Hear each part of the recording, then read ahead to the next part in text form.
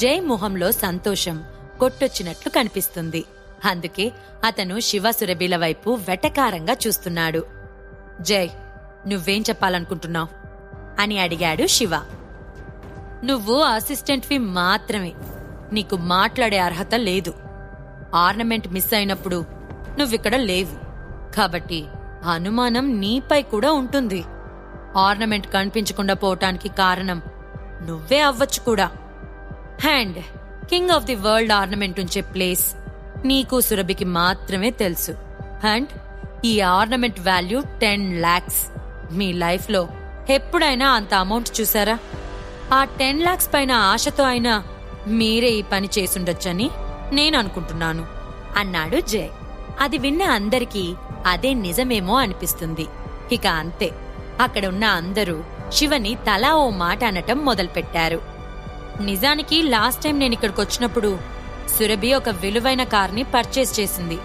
నేనప్పుడే అనుకున్నాను, కంపెనీ డబ్బు వాళ్ళ సొంతానికి వాడుకుంటున్నారని. ఈ king of the world Jyothi towers దాటించి ఆమె ఇంకేం కొనుక్కుంటుందో అని ఒక అనుమానాన్ని పుట్టించాడు జై. నేనింతకు ముందు ఫినాన్స్ డిపార్ట్మెంట్లో తనపై కంప్లైంట్ ఇచ్చాను. వాళ్ళప్పుడే చర్య తీసుకొనుంటే ఈరోజు ఈ పరిస్థితి వచ్చేది కాదు. అప్పుడే డైరెక్టర్స్ మీటింగ్లో ఆ విషయం సంబంధించి ప్రపోజల్ పెట్టేవాళ్లం. సురభిని కంపెనీ డిస్మిస్ చేసేది. ఈరోజు కంపెనీకి ఇంత నష్టం రాకపోయుండేది అని అన్నాడు జై. అవును, నువ్వు చెప్తుంటే నిజమే అనిపిస్తుంది. ఒక చిన్న ఉద్యోగికి ఇంత పెద్ద ఉద్యోగమిస్తే ఇలానే ఉంటుంది. వాళ్ళకి ఆశ ఉంటుంది. ఆ ఆశతో ఈ ఆర్నమెంట్ని దాటించేసుంటారు అని ఓ సీనియర్ ఎగ్జిక్యూటివ్ అన్నాడు. ఇప్పుడేం చేయాలి అని అందరూ ఆలోచిస్తుండగా ఆర్నమెంట్ చివరిగా సేఫ్లో పెట్టింది సురభినే. అలానే ఈరోజు ఆర్నమెంట్ మిస్ అయిందని చెప్పింది కూడా సురభినే. కాబట్టి ఆమెపైనే కంప్లైంట్ చేద్దాం అన్నాడు జై. కృతి కూడా అందుకు వంత పాడింది. ఇక అక్కడే ఉన్న అనంత్, అవసరం లేదు, దీనివల్ల మన కంపెనీ పరువు పోతుంది. కంపెనీ గురించి తప్పుగా మాట్లాడుకుంటారు. ఈ సమస్య ఇక్కడే తేలిపోవాలి అని అన్నాడు. కృతి, జైలు గొడవ పెద్దది చేయాలని చూస్తున్నారు. ఎంత పెద్ద గొడవ అయితే సురభి పరువు అంత దిగజారుతుంది అని వాళ్ళు ఆలోచిస్తున్నారు.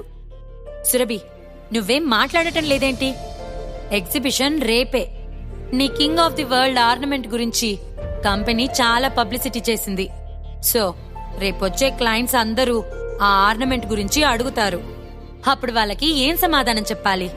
అండ్ నువ్వు మర్చిపోయినట్లున్నావు, ఎగ్జిబిషన్లో పాల్గొని విన్నర్ అయితేనే నువ్వు చీఫ్ డిజైనర్ ఆఫీసర్వి అవుతావు అని వెటకారంగా నవ్వాడు జై. సురభికి కోపమొస్తుంది. ఆమె తన చెర్రీ పెదాలను గట్టిగా కొరికింది. కాని ఎదురు మాట్లాడలేకపోయింది. ఆమె ఒకప్పుడు చిన్న ఉద్యోగి. ఎంతో టాలెంట్తో ఉన్న ఆమె చాలా కాలానికి కంపెనీలో గుర్తింపు పొందింది. సరిగ్గా మంచి పేరును తెచ్చుకునే సమయానికి ఇలా జరిగింది.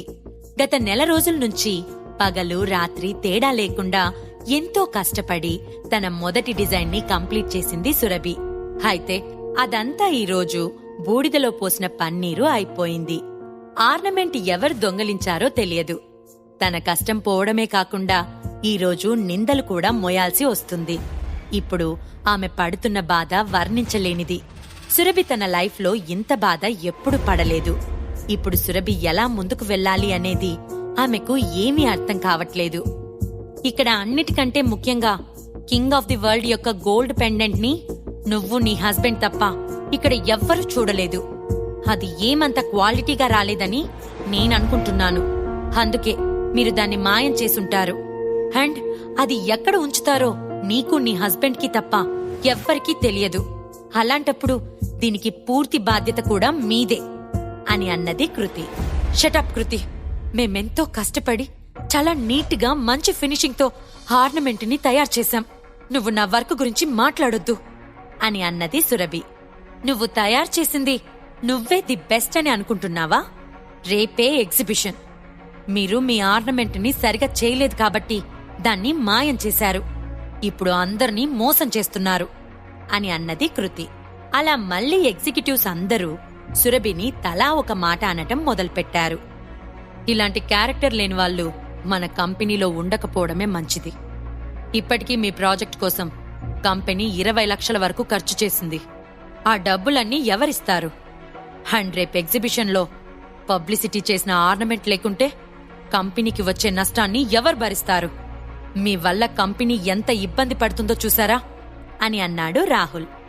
మీ అందరి మాటలు వింటుంటే మేమే ఆర్నమెంట్ని దొంగిలించామేమో అని మా మీద మాకే అనుమానంగా ఉంది అంటూ నవ్వాడు శివ. ప్రాజెక్ట్ టేక్ ఓవర్ చేసింది మీరే, ఇప్పుడు మీరు తప్పించుకోవాలనుకుంటున్నారా అన్నాడు జై. మీరంతా అన్నట్లే నేను నా వైఫ్ సురభినే జరిగిన సంఘటనకి బాధ్యత వహిస్తాం. రేపు జ్యువెలరీ ఎగ్జిబిషన్లో king of the world ornament కనిపిస్తుంది. ఇక మీరంతా కూడా ఈ విషయం గురించి టెన్షన్ పడకండి అన్నాడు Shiva. Wow, super! Assistant designer చెప్పారు కదా కింగ్ ఆఫ్ ది వరల్డ్ రేపు ఎగ్జిబిషన్లో కనిపిస్తుందని. సో అప్పుడే వీళ్ళ సంగతి చూసుకుందాం అన్నాడు జై. అవును, ఇక్కడ ఉన్న అందరూ కూడా సాక్ష్యం. ఒకవేళ రేపు శివ తన మాటను నిలబెట్టుకోలేకపోతే ఖచ్చితంగా శివ సురభిలపై నేను కేసు వేస్తాను అన్నాడు రాహుల్. నువ్వలా ఎలా మాటిచ్చావు? మనకు చాలా తక్కువ టైం ఉంది. ఈ గ్యాప్లో కింగ్ ఆఫ్ ది వరల్డ్ ని ఎలా కనిపెడతావు? రేపు ఎగ్జిబిషన్ టైంకి ఎలా తీసుకొస్తావు అన్నది సురభి. దాని గురించి నేను చూసుకుంటాను. ఇప్పుడు మనం ఇంటికి వెళ్లే టైం, వెళ్ళి డిన్నర్ చేద్దాం పదా అన్నాడు శివ. ఇలాంటి సమయంలో కూడా నీకు ఆకలి ఎలా అవుతుంది అన్నది సురభి. ఏమైనా ఉంటే ఇంటికి వెళ్ళాక మాట్లాడుకుందాం అని కూల్గా ఉన్నాడు శివ.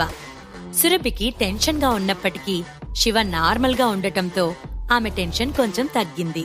అందరూ శివ సురభిలను గమనిస్తూ ఉన్నా వాళ్ళు ఏమాత్రం పట్టించుకోకుండా కంపెనీ నుంచి బయటకు వచ్చి ఇంటికి వెళ్లిపోయారు. King of the world ornament ఎలా పోయింది? మరుసటి రోజు జరిగే ఎగ్జిబిషన్లో ఆర్నమెంట్ కనిపిస్తుందా లేదా?